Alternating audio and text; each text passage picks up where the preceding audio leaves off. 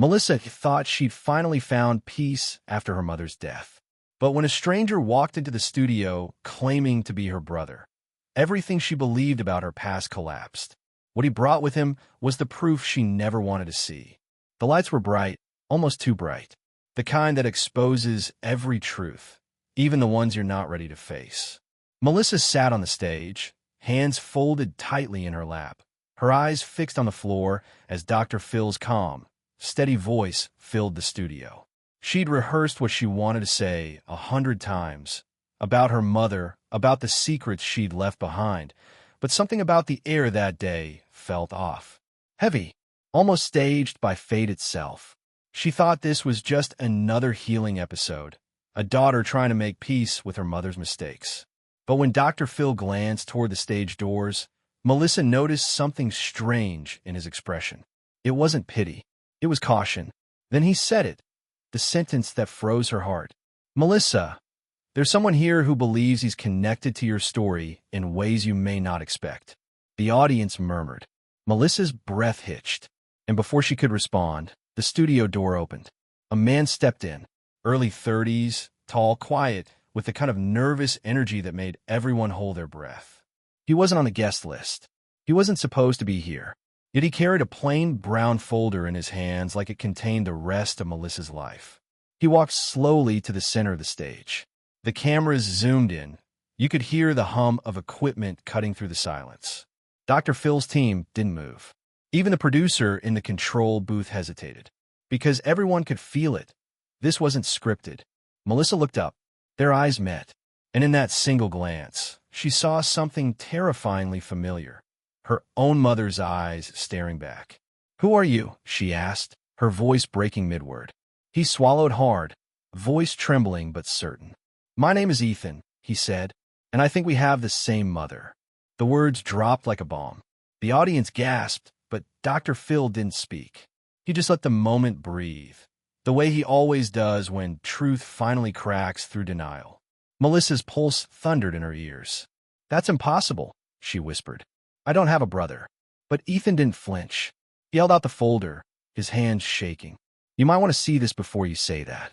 Inside was a faded hospital record, her mother's name written in black ink.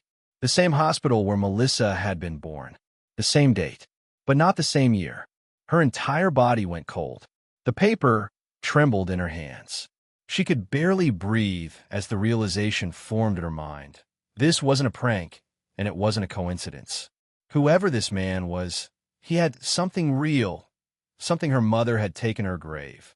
The camera caught every flicker of emotion across Melissa's face. Confusion, fear, disbelief. "I don't understand," she said softly. "Why now? Why come here?" Ethan's answer was simple, but heavy with pain. "Because for 30 years, I've lived with questions.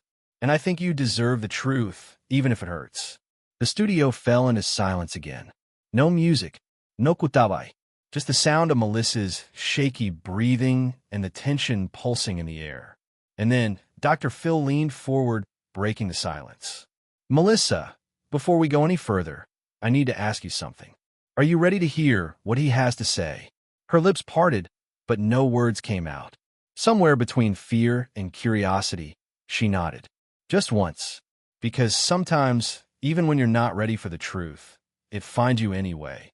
What Melissa didn't know yet, what none of US watching could have known, was that this was only the beginning.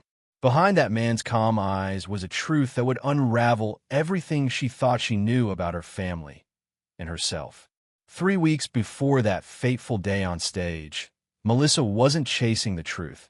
She was just cleaning up a life left behind.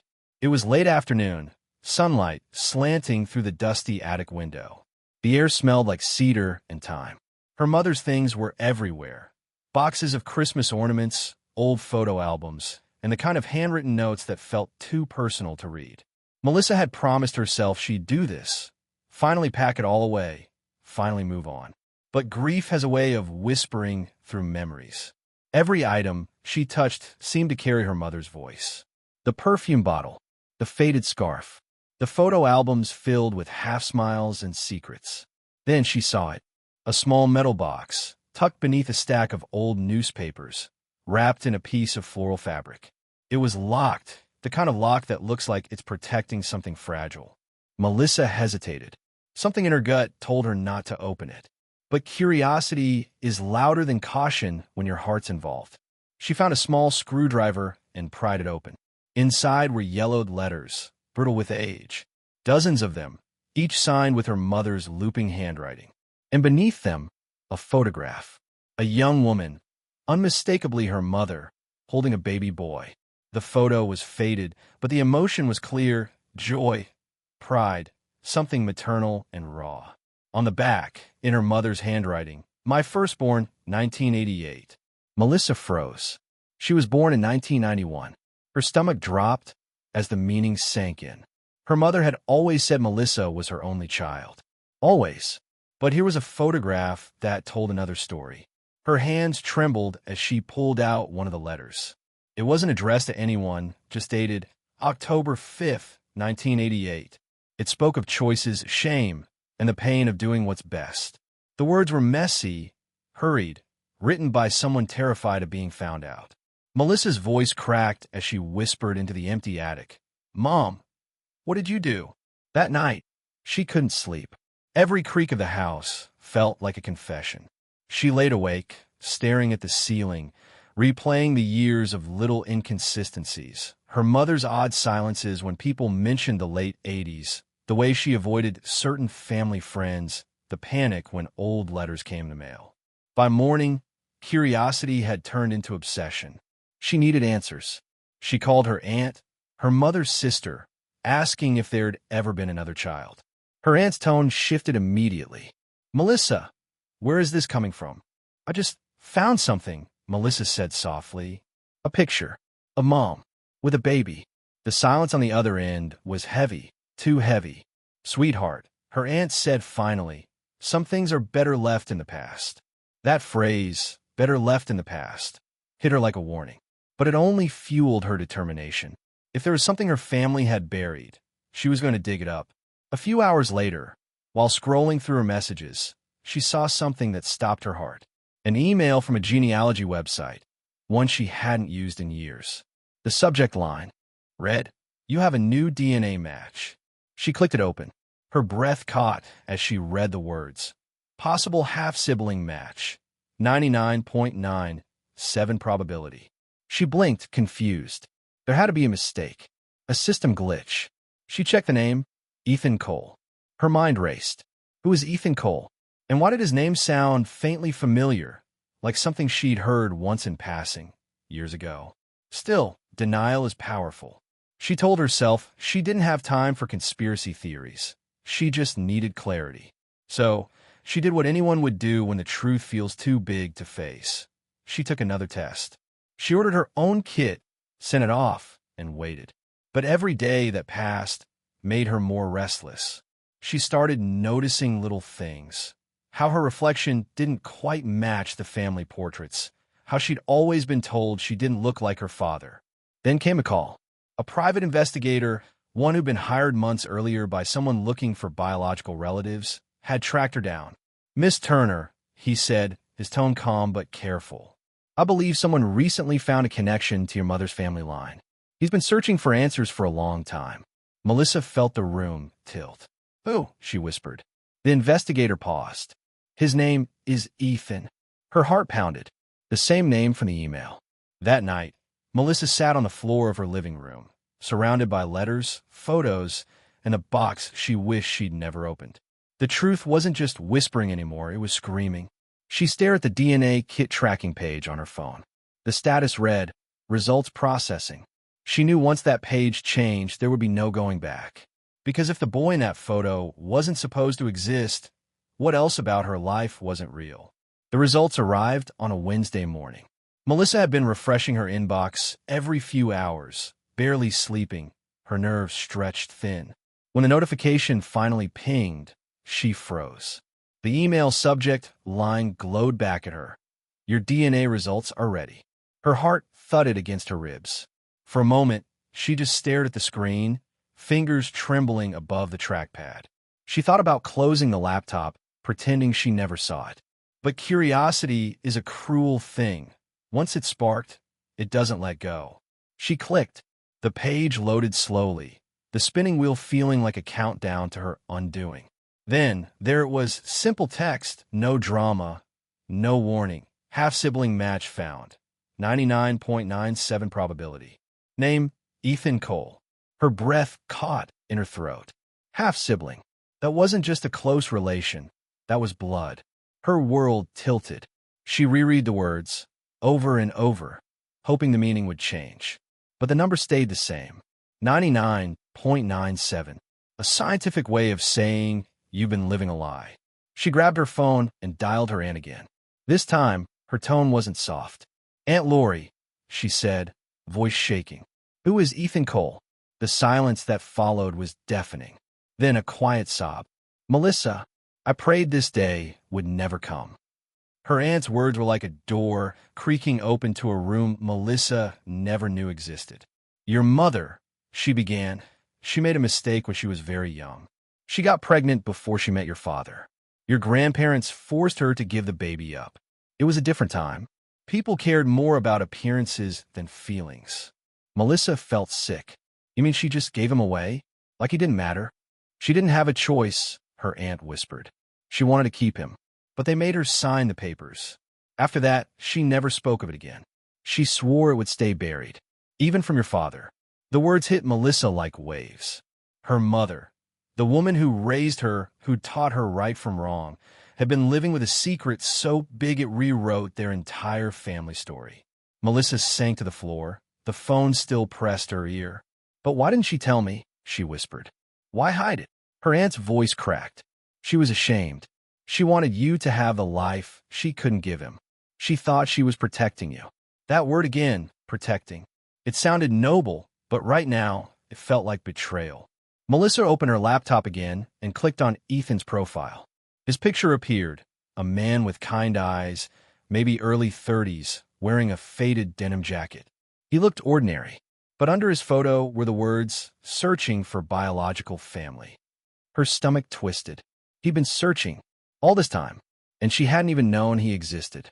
Over the next few days, Melissa couldn't focus on anything. Every thought came back to him, this stranger who shared her blood. What did he want? Why now? Was he angry? Did he hate her mother?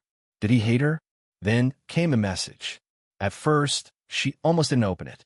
It came through the DNA website's messaging system. The preview just said, "Hi, Melissa." She clicked. My name's Ethan. I know this is probably a shock. I recently found out who my birth mother was, and I think that makes us family. I don't want to intrude. I just want to understand. There are things you deserve to know, too." Her eyes blurred with tears. The kindness in his tone wasn't what she expected. She'd imagined bitterness, blame, but instead there was grace, empathy, maybe even pain. She typed back, "I don't know what to say. I had no idea you existed. But if there's something I should know, tell me." They exchanged a few short messages, careful and hesitant, like two people walking across cracked glass. Then Ethan wrote something that made her heart stop. "I'm scheduled to be on Dr. Phill next month. I told my story there about trying to find my birth mother's family. I think they might reach out to you too." Melissa stared at the message in disbelief. "Dr. Phill." The words felt surreal. "Wait, you're going on TV?" she whispered to herself. Within days, the producers did contact her. They said they'd spoken to Ethan. They wanted her to come on the show, not for drama, but for truth, for healing. Melissa hesitated. She didn't want to turn her family's pain into public entertainment. But deep down, she needed closure, and maybe, just maybe, this was the only way to get it. As the show date approached, she tried to prepare herself. But then, 3 nights before filming, another message appeared in her inbox. No name, no greeting, just a single sentence. "You don't know the full story yet. Ask him about the letter." Melissa's hands went cold. A letter? She stared at the message, her pulse hammering. Who sent it? How did they know about Ethan? And what letter were they talking about? She tried replying, but the account was already deleted. Sleep was impossible that night. Every time she closed her eyes, she saw her mother's handwriting, those old attic letters, that photo of the boy. Her thoughts raced. Was there something even darker buried in her family's past? One thing was clear. The show wasn't going to be a reunion. It was going to be a reckoning. Because sometimes, when you go looking for the truth looks back. The studio lights felt hotter this time. Melissa sat in her chair, palms slick, pulse pounding so loud she could barely hear the whispers around her. This wasn't like the quiet attic or the trembling inbox. This was live, raw, unavoidable. Every word spoken here would echo beyond that stage. Across from her sat Ethan, calm, careful, his eyes soft but haunted. The cameras rolled as Dr. Phill began. "Melissa," he said, "Ethan's here today because he says he's your brother. He's also brought something your mother left behind." The audience leaned forward. Melissa swallowed hard. She thought she was ready for answers, ready for the truth. But when Ethan reached into his jacket and pulled out a folded letter, her courage began to crumble. He placed it gently on the table between them. "This," he said quietly, "was given to me by my adoptive mother before she passed away. She said she received it from her social worker when I was a baby. I've read it 100 times, but I think it's meant for both of us." Dr. Phill nodded for her to read it aloud. Melissa's fingers trembled as she unfolded the yellowed paper. Her mother's handwriting spilled across the page in the same elegant loops she remembered from birthday cards and notes on the fridge. "To the child I could not keep," it began. "I hope one day you understand. I was young, scared, and trapped in choices that weren't mine. If I could have held you, I would have. Please know you were loved every day, even in silence." Melissa's voice broke halfway through. Her vision blurred. It felt like her mother was speaking from the grave, confessing to both children at once. The audience was silent, many wiping tears. Ethan's eyes glistened. "I used to think she didn't care," he said softly. "But when I found this letter, I realized she carried me with her, even after she let me go." Melissa nodded through tears. "She did," she whispered. "I can feel it." For a brief moment, the tension melted. It felt like forgiveness, fragile but real. But then Ethan hesitated. His jaw tightened, his eyes lowering to the floor. "There's something else," he said.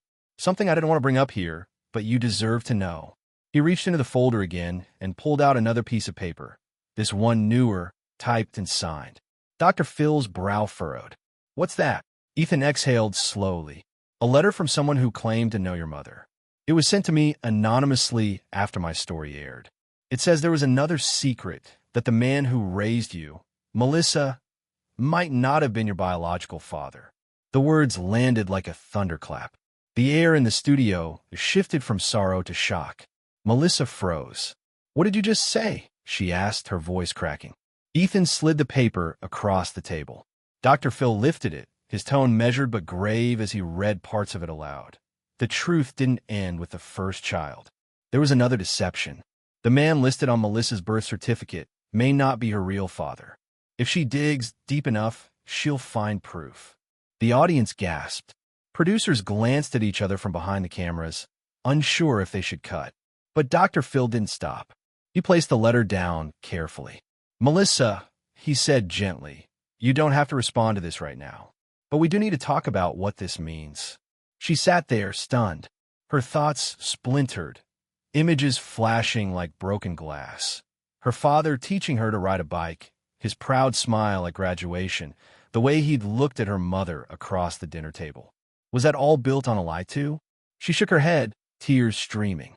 No, that can't be true. My dad loved me." Ethan leaned forward, voice barely above a whisper. "I'm not saying he didn't. I just think she was hiding even more than we realized." Melissa's breathing quickened. "Why now? Why tell me this now?" Ethan's voice cracked. "Because I thought we were done with secrets. I thought we both deserved every piece of the truth, even the painful ones." For the first time, anger flared in Melissa's eyes. "You had no right to ambush me with this on national TV." Dr. Phill raised a calming hand. "Melissa, I understand this feels overwhelming. But sometimes, when the truth surfaces, it doesn't come in pieces we can control. The question now is, what do you want to do with it?" Melissa wiped her face, trembling. "I just want to know who I am, who any of us really are." Dr. Phill nodded slowly. "Then maybe it's time we look at the final piece of proof." The room fell silent. Melissa's eyes darted to Ethan's folder, still thick with documents. She didn't know what was inside, but part of her wished she'd never come. Because every truth so far had come with a price, and this next one might cost her the life she thought she knew. The studio was silent, the kind of silence that feels alive. Even the audience stopped breathing. The hum of the lights, the faint shuffle of camera equipment. Every sound seemed to vanish as Ethan reached into the brown folder one last time. "Melissa," he said quietly, this is the part one almost didn't bring. His hand shook as he pulled out a stack of documents, clipped together. Hospital records, birth certificates, DNA summaries with long strings of numbers and cold scientific certainty. Dr. Phil's voice softened, but his eyes didn't leave Melissa. "You understand, whatever's in there could change everything." Melissa nodded, but her face was pale. She already knew, deep down, that this wasn't going to be another theory or rumor. This was proof. Ethan passed the folder across the table. "Your mother's name appears on both of these birth records," he said. "But look carefully at the father's." Melissa took the pages, her fingers trembling. She scanned the first line. Her mother's name, Sarah Turner. Same handwriting, same hospital, the same small town listed at the bottom. Then her eyes drifted to the second column. 2 births, 3 years apart, 2 different fathers. Her lips parted as if the words themselves had cut her. "This can't be right," she whispered. "My mother, she was married to my dad when I was born." Ethan nodded softly. "Yes, but before that, before she married him, there was someone else. My biological father. They met when she was still a teenager." Melissa's eyes filled with tears. "So you're saying—" "I'm saying we share the same mother," Ethan said, "but not the same dad." Dr. Phill leaned forward, voice calm but firm. "These documents were verified by our legal team. The DNA results match on the maternal line only." Melissa sat back, her body shaking. "All this time, she let me believe my father was my real dad, that we were a perfect family. Why would she lie about something like that?" Her voice cracked, pain spilling through each word. Ethan hesitated before speaking. "Maybe she wasn't trying to lie. Maybe she was trying to protect you. Again. Maybe she thought the truth would destroy what she'd built." Melissa looked up, eyes red, but it destroyed it anyway.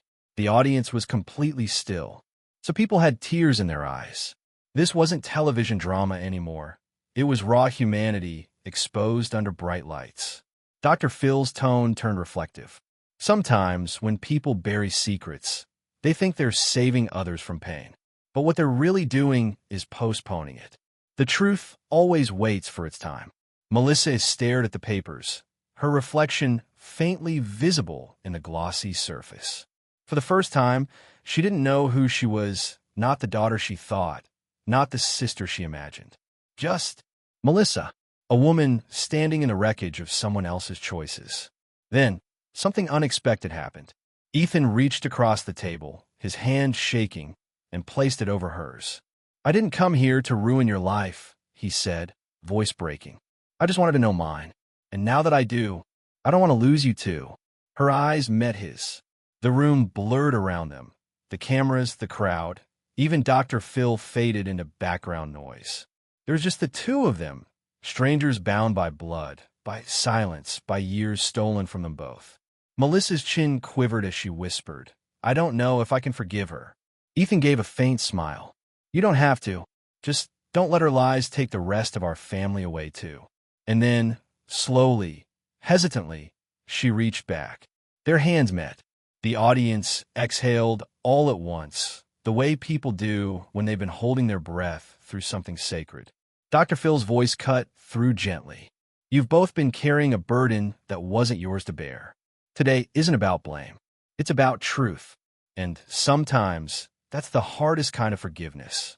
Melissa nodded, tears sliding down her cheeks. "I spent my whole life chasing answers," she said softly. "But maybe what I really needed was someone who understood the questions." Ethan smiled faintly, eyes wet. "Then maybe we start there." They stood. No applause, no fanfare. Just an embrace that said everything words couldn't.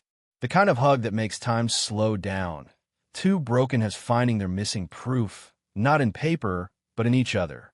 As the credits rolled, Dr. Phill turned to the camera, his voice calm, reflective, the way it always is when a story has reached its truth. Families don't fall apart because of lies, he said. They fall apart because people are too afraid to face them. But when courage meets compassion, healing begins. And maybe that's the real proof of love. The screen faded to black.